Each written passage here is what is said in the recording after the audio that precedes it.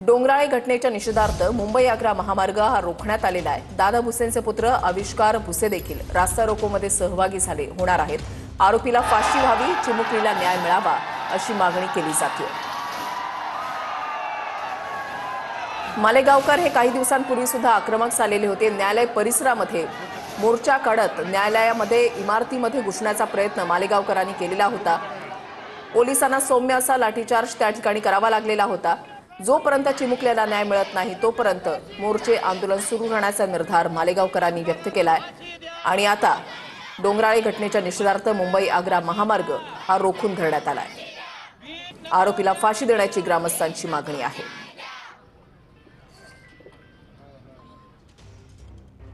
रस्त्यावर ठिय्या मांडला गेलेला आहे। शालेय विद्यार्थ्यांनी सुद्धा या आंदोलनामध्ये सहभागी झालेले आहेत। हातामध्ये फलक आहेत, पोस्टर आहेत। आरोपीला फाशीची शिक्षा दिली जावी अशी मागणी केली जाते। नागपुरात डिगडोहमध्ये भाजपच्या उमेदवाराकडून पोलीस शिपायाला मारहाण करण्यात आली आहे। उमेदवार अनिल शर्मांसह कार्यकर्त्यांकडून मारहाण झाल्याचा व्हिडिओ व्हायरल झालाय। पोलिसांकडून मारहाणीचा गुन्हा दाखल झालेला आहे। कार्यकर्त्यांकडून पोलीस शिपायाला जीव मारण्याची धमकी दिल्याचाही आरोप आहे।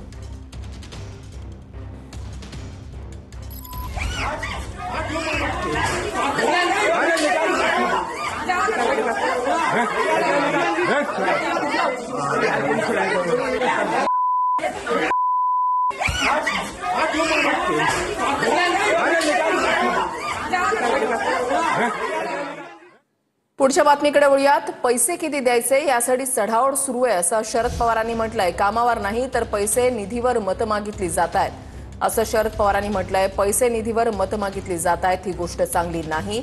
अर्थकारण करून निवडणुका जिंकण्याचा प्रयत्न आहे असं शरद पवारांनी म्हटलंय। स्थानिक निवडणुकीमध्ये ठिकठिकाणी गट झाल्याचं दिसतंय असं देखील त्यांनी म्हटलंय। लोक योग्य तो निकाल निवडणुकीमध्ये देतील असा विश्वास देखील शरद पवारांनी बोलून दाखवलाय। जी काही चढाव चालली ती पैसे किती द्यायचे मत मागतो। मी कामावर नाही मागत, मी पैसे देईन, मी निधी देईन, ही काही गोष्ट चांगली नाही। म्हणजे शेवटी आजचं कारण आणून निवडणुका जिंकायच्या हा दृष्टिकोन असेल तर त्याचं भाष्य न केलेलं बरं। ठिकठिकाणी गट झालेत, ते एका पक्षाचा आहे आणि तोच पक्ष दुसरीकडं दुसऱ्या पक्षावर जातोय। याचा अर्थ स्वच्छ की इथे एक पक्षाचा नाही आहे। पण ठीक आहे, पंचायत समितीची निवडणूक आहे, त्याच्यात लोकांना हवं तो योग्य निकाल मतदार घेतील। माझ्यासारखे जे लोक आहेत आम्ही या निवडणुकीत याच्या आधी कधी करत नव्हतो आणि आत्ताही करत नाही। ठीक आहे, आता 2-4 दिवस राहिलेत, काय होतं बघूया। 1 वर्षाचा हा कर्ज वसुली थांबवण्याचा निर्णय तात्पुरता उपयोगी पडेल पण गरज भागणार नाही। शेतकऱ्यांचं नुकसान पाहता सरकारनं त्यातली काही रक्कम द्यायला हवी होती। शेतकऱ्यांना दिलेली मदत ही पुरेशी नाही असं शरद पवारांनी म्हटलंय। 1 वर्षाचा हा वसुली थांबवण्याचा निर्णय तात्पुरता उपयोगी पडेल पण त्याची गरज लागणार नाही।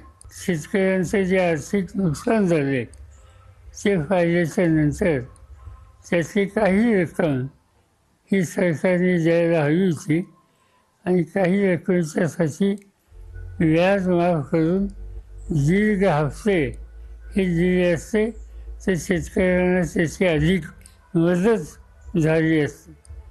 आज ही पुरेशी आहे असं मला वाटतं।